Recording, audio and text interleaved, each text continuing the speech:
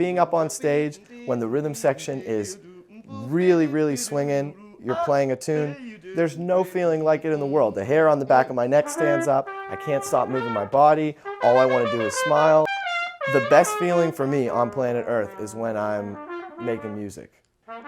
My name is Benny Benack III. I'm originally from Pittsburgh, Pennsylvania, and I'm a trumpet player and singer. I think I started trumpet probably in 2nd or 3rd grade, so around 8 or 9 years old. I come from a musical family, so my parents got me started young.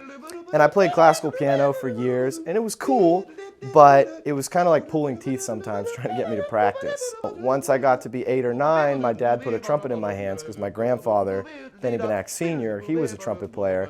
And once I got a hold of that, you know, it wasn't such a chore to get me to practice anymore. So I kind of knew at that point that trumpet was going to be my thing.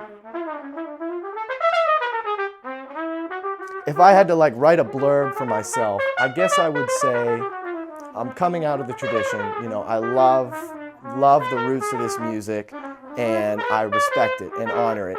You know, there's something to be said for no matter what type of music you're playing, always keeping in mind what the roots of jazz are, which is the blues.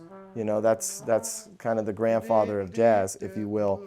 So whether I'm playing my own original music in my band, or if I'm playing a blues or a standard, I like to think that there's a common ground between those two things. Whatever type of music it is, I want them to know that it's my voice, that it's me.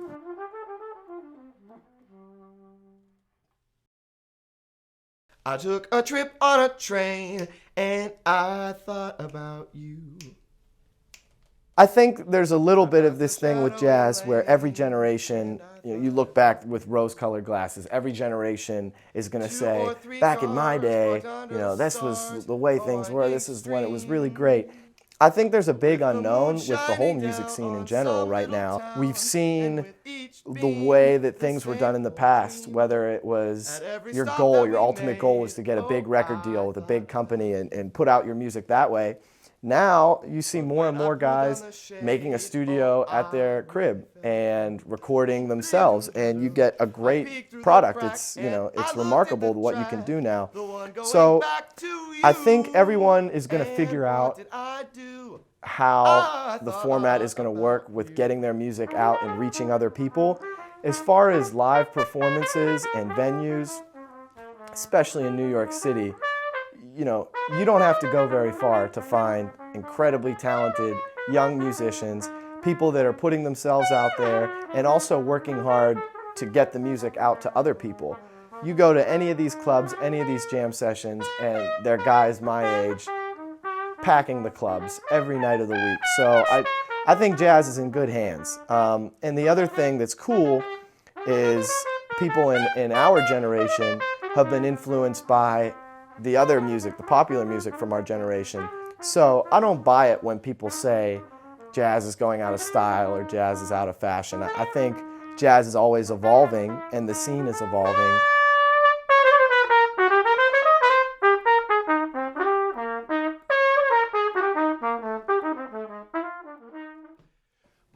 I think it's good to have short-term, long-term goals, and as far as my career, you know, I definitely have benchmark things that I want to hit as I develop.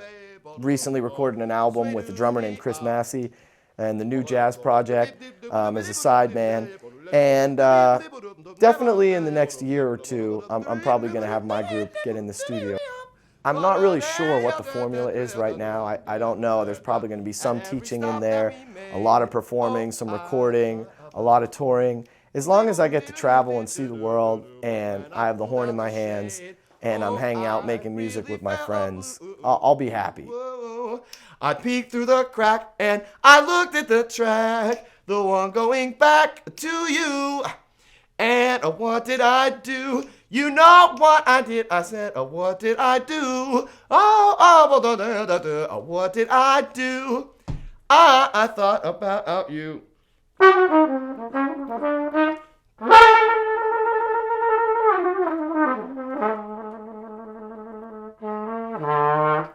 This is Benny Benack III for Capsulocity.